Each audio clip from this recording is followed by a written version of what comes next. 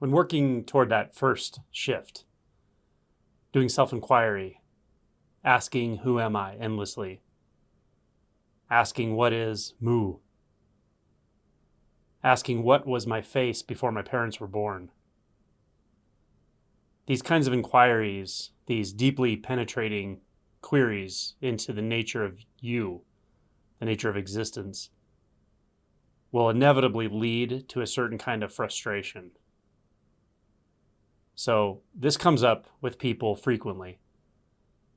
Someone will say that they've come to the end of what they can figure out about self-inquiry or their koan or whatever their fundamental query is. And often they will conclude that means the journey's over or they're going to give up. And in one sense, you sort of have to give up there. And this really is a turning point. It's important to recognize that this frustration isn't a mistake. It's not a wrong turn. It doesn't mean you haven't been doing inquiry properly. It actually means you have been doing inquiry properly. You've cut off the mind roads. You've finally come to the end of what you can do with your mind. You've come to the end of trying to save yourself with thoughts, beliefs, concepts. You've come to the end of faking it, lying to yourself about what's real and what's not real, using the mind to distract yourself from your frustration. So this moment is a reckoning. Things are coming into alignment. Forces beyond you, far beyond you, are coming into play. So don't mistake this as a failure, although at one level it is a failure. It's a failure of the limitations of the conceptual mind to deliver you to peace, to show you your true nature, to fully drop away the illusory self. We can't do that with the illusory self. So this culminates in this experience of frustration, this friction point. So the key here, first of all, is to realize that it's lawful. It happens. And it's okay. It's not the end of the world. It's just the end of your control through thought. It's the end of your convenient illusion that you can make yourself happy using thought, concepts, beliefs.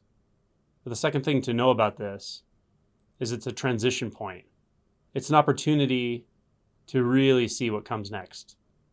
This means don't give up. You have to give up in one way.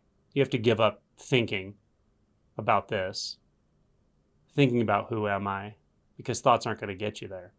Thinking about what is mu, because thoughts won't get you there. Thinking about what is the sound of one hand, because a thought's just not going to get you there. So you have to give up the incessant seeming need to depend on thought to solve all problems. But you don't have to give up on the query. In fact, I would say this is where it really starts. This is where the rubber meets the road. You've probably heard it said in one form or another that your character's not tested when things are going well, but when your face is in the dirt and there's a foot on the back of your neck. Well, that's what this is, and that's what it feels like sometimes. But it's okay. In a sense, it's a rite of passage. But you can still go on from here. How and where, you have to go by instinct. I'm not going to tell it to you. I can't tell it to you. I can't put it in words that you could translate into what you need to do. But you know, at some level of your being, you know where to go. Keep querying. Keep letting all of your dissatisfaction and your suffering come to a one-pointed query in the form of your question. Where am I? Where? Where? Who? Just who? Just mu. It doesn't matter what the point of inquiry actually is at this point. What matters is you don't separate yourself from the mystery. The mystery that's been burning inside of you since, in one way or another, you heard that you are not what you take yourself to be. So what are you? What is truth when it's not a thought? When it can't be stated in words, and yet here it is. somewhere. Where? Don't separate from that. So when we come to this place of frustration, it's a time to redouble our efforts and become one-pointed. Don't separate from your practice, whatever it is, even if it's breath counting, even if it's a mantra. Don't separate at all. Not 1 millimeter, not one thought, not one doubt. Just keep going. Where you're going, you may not know. You can't know because no thoughts will go there. But something's going and you can feel it. So trust it. Trust your instincts. There may be other emotion barriers here. Grief, sadness, fear. It's okay.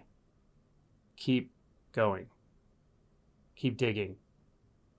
That's the key. Don't worry that you've gone beyond everything you know. Throw it all out. All the knowledge, information you've gathered. It had its part, but you're beyond that now.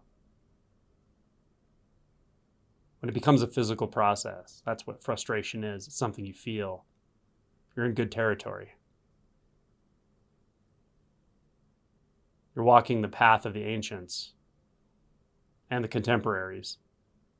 But you're not alone here. In that, the burning desire to know truth, live truth, is relevant, real, important. Keep at it.